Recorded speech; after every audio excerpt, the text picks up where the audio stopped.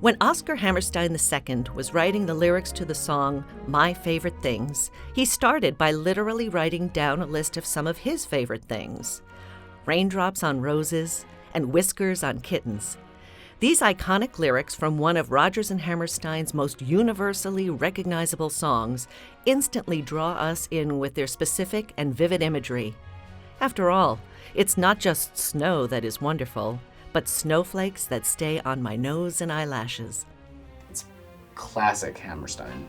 Oftentimes there's a lot of alliteration in Hammerstein, and I think that's often attributed to the reason why we can instantly remember a lot of these lyrics.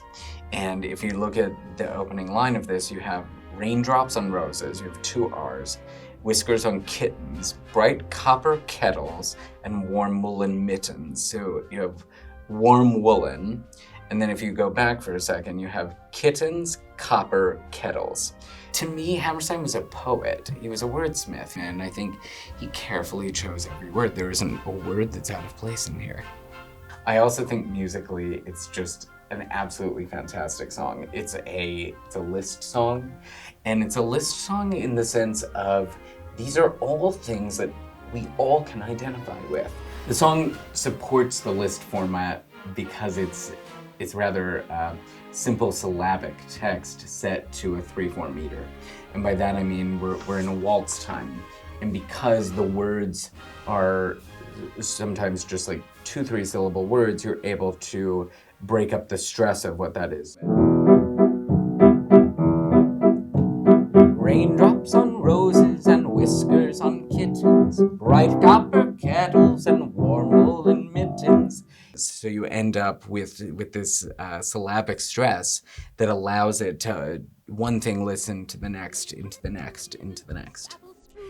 When you think of My Favorite Things, you might first remember the iconic scene from the 1965 movie musical The Sound of Music, starring Julie Andrews, in which Maria, a new governess, comforts the 7 Von Trapp children while a loud thunderstorm rages outside. What you might not know is that the song was originally used in a very different way when the stage production first opened on Broadway in 1959.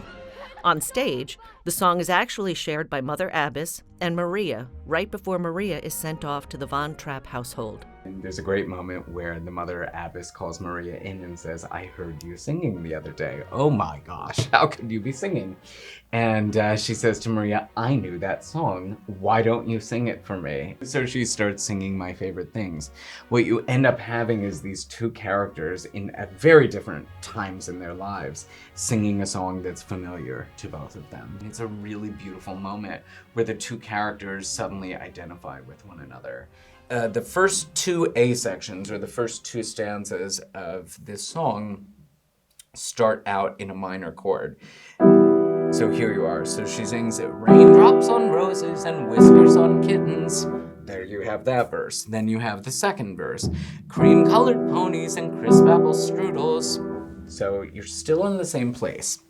What I think is so unbelievably fascinating is at the moment where you realize there's a very important lyric for both the Mother Abbess and Maria when she says, "Girls in white dresses with blue satin sashes," and suddenly the whole color changes and you have this. Girls in white dresses with blue satin sashes, and suddenly we're in a major chord.